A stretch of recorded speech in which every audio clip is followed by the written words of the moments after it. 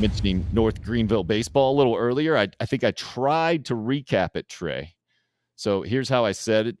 You guys opened up with a single win in your Division II regional. That got you to a best-of-3 series. You lost game 1 to Lenore Ryan on Friday, I believe that was last week. Had to bounce back and play a doubleheader on Saturday, and you won both of those games. Now moving on to a super regional, looking to clinch first ever spot in the Division II College World Series for North Greenville. Do I have the facts right, sir? Nailed it. Fantastic. You know how I got all that right? I listened to a little podcast last night that got put out by North Greenville Baseball. Yeah. Maybe the worst hype speech I've ever heard given by a coach at the end of that podcast, by the way. Was it that bad? It needs work. But that's the thing about it. You can't give a hype speech on a Sunday before a series. When's the next series start? On Friday? Friday, yeah. So maybe that's what you did. You just started the slow burn. Maybe that's what a hype speech has to be on a Sunday before a Friday game. You got to start the bar low, and then you inch your way higher and higher. Maybe on Friday, that doesn't really happen in you guys' locker room, does it? Does Landon give like a big go win one for the Gipper kind of speech, or you in there as the assistant coach is doing that right before the game? That doesn't happen, does it? Yeah, Landon he'll give some pregame speeches for sure. And some post-game speeches and some mid-game speeches for that matter. Yeah, he's not afraid to throw some speeches out there. I don't typically give team speeches. I'll give like individual speeches and group speeches. We held we have a group 2 meeting with group 2. Baseball, you have hitting groups. Group 2 hitting group and myself have been pretty close this year. And, we had a speech before the final game there on Saturday where I ended up walking out of that speech without a shoe on my right foot before the game. So I was walking around with one shoe and one sock, and one of the guys from group 2 ended up throwing the shoe away somewhere, and I still don't have it. And we can't really go into what exactly happened there, but it happened, and I still don't have that shoe.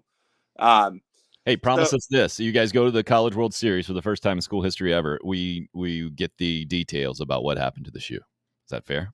We'll have to bring on the player who disposed of the shoe. Okay. Yes, that would be fine. Anyway, so it ended up working. Jack's Cash, actually former South Carolina transfer, hooked me up with, I guess, some Air Force Ones, and all the guys said that they liked it. They liked that look on me. So hopefully those shoes will be available to me this week. But no, it was a great regional, very competitive regional. We put ourselves behind the 8 ball in 3 of the 4 games, like losing early and had to come back. But we've kind of been doing that the whole second half of the season. So it was. I should have mentioned that. What was it? 4-0. The UNC Pembroke in game number 1. And was that single elimination? Is that how they did it?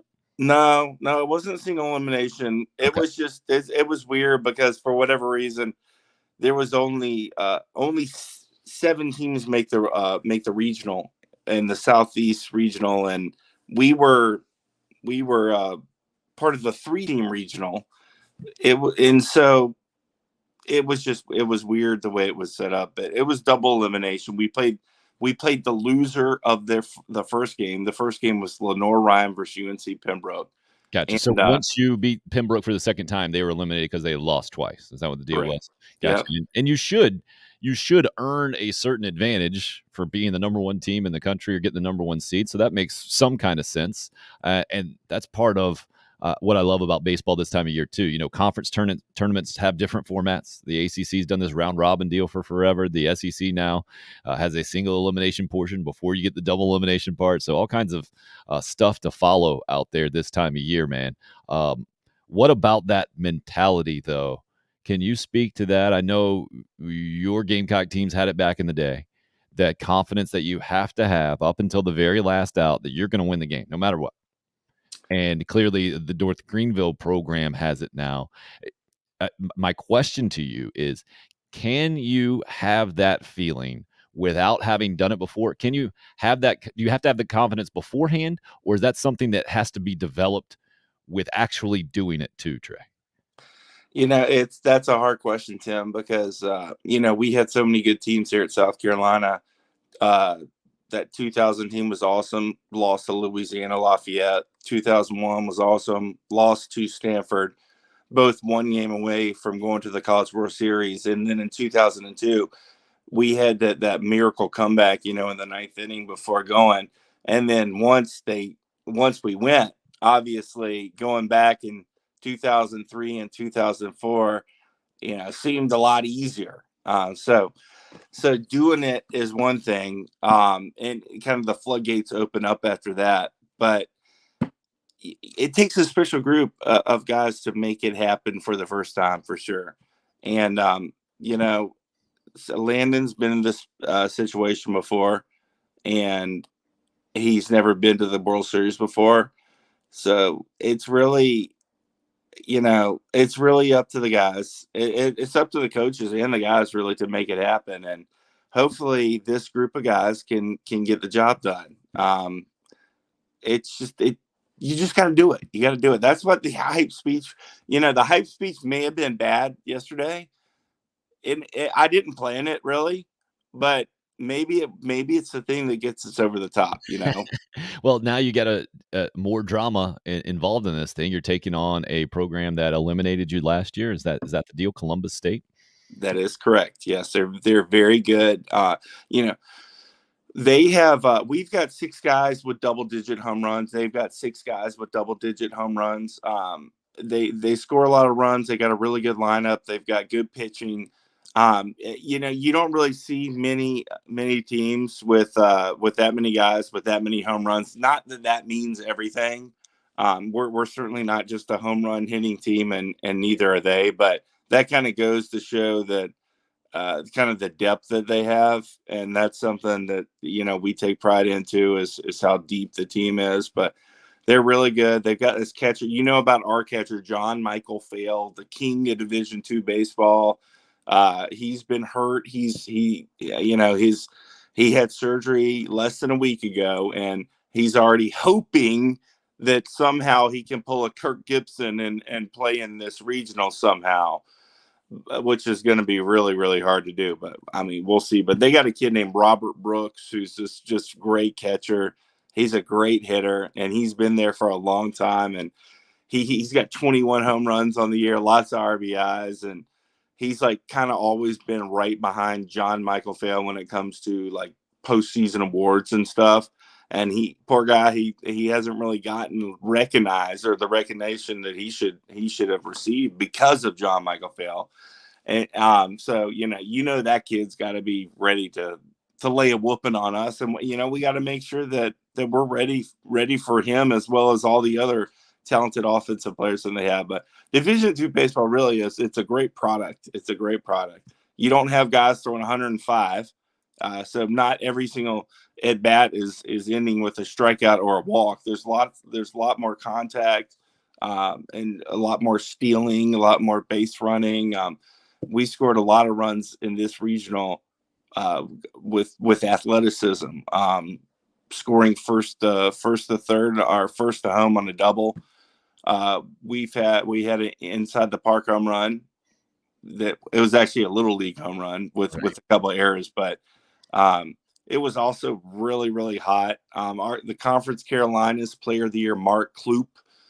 This guy's like 6'4", 230 pounds. He hit a triple. He was scoring from first on doubles. He was smoking the ball. He's got like 30 stolen bases on the year. He's just a really fun athlete to watch play. He was a transfer from North Carolina State. It's a really good product, and it's been a lot of fun. Huntsville, Alabama, I think. No, Montgomery, Alabama is where the Division II College World Series used to be. I know it's not there this year, but I went to both the D2 College World Series and the regular College World Series in the same year back in 2003. Just a note there. So I can back that up, man. D2 College World Series, the guys are playing at a very high level. A lot of times, you're right. It's just maybe 4 to 5 miles per hour difference from a starting pitcher or a relief pitcher, right? Maybe it's 4 to 5 pounds. That might be a difference in a power hitter, or maybe just a tick or two off of a time, a 60 time or something for a center fielder difference than Division I baseball. That fair? I would say maybe Tim. But Not even like is what you're saying. I would say it might be a little bit more even with certain teams nowadays, with the exception of maybe the pitching. Like we've got two guys that have hit 94 on the radar gun this year. I don't know like how many South Carolina has, but maybe total velocity as a whole might be obviously better. But I would put our team up honestly against South Carolina or Clemson personally. Like right now, we're very competitive. We've got some great athletes. I'd say athletically, we're more athletic. At least our lineup is. But yeah, you're right. I mean, pitching depth and stuff overall from team to team, D1 is got more depth, or maybe more stuff. But it doesn't always come down to stuff. Like one of our kids who pitched it just unbelievable in the regional, Noah Takis. He's not throwing 95, but he's carving with some Johnny Cueto type rhythm, Nice. cutters, curveballs, fastballs. He's so much fun to watch, and it really is a good product for sure. Why can't the Gamecocks win at the SEC tournament? I think we talked about this many times. Why hasn't that happened through the years? Well, I used to like to blame the fact that we didn't care because we were playing in a regional. That was my excuse. I made it to one championship game, I think in 2002. I could never hit there. I mean, the field was so long. It was so big. And, it was so sunny all the time, so hot. Too sunny. Too sunny. Too sunny. Never got to play night games there. Felt like you're always waking up at 9 o'clock. Who wants to play a baseball game at 9 o'clock in the morning? Yeah, I can't do that.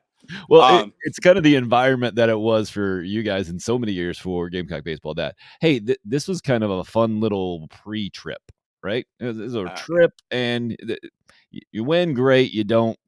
It doesn't really hurt you. Is that kind of the attitude, right? Correct. I mean, there was so much emphasis placed on the regular season, and that regular season conference championship.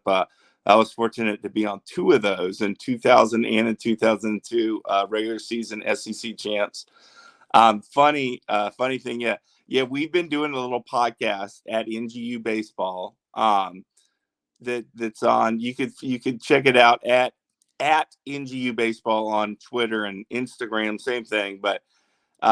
Yesterday we did this Instagram live type thing where we're not sophisticated enough to do what you've got going on, Tim. So we ran it on Instagram live, and you could see we've got some hardware up there, like a Conference Carolinas regular season championship trophy, and then a conference tournament trophy, because we won both. And the regular season trophy is really small compared to the conference tournament championship trophy. And well, the thought just hit my mind, like in the SEC, it was completely different. Like you wanted to win the regular season. You didn't really care that much about the conference tournament. And so I don't know. I mean, I know Landon won a SEC conference tournament. 04. Only time that's happened. 29-50 is the record for the Gamecocks at the SEC tournament, which is just mind-blowing when it comes to baseball numbers that they've put up through the years. It's been unexplainable, and now the task is they got to go win the thing to get in the NCAA tournament, which is another kind of unfathomable reality for Gamecock baseball through the years.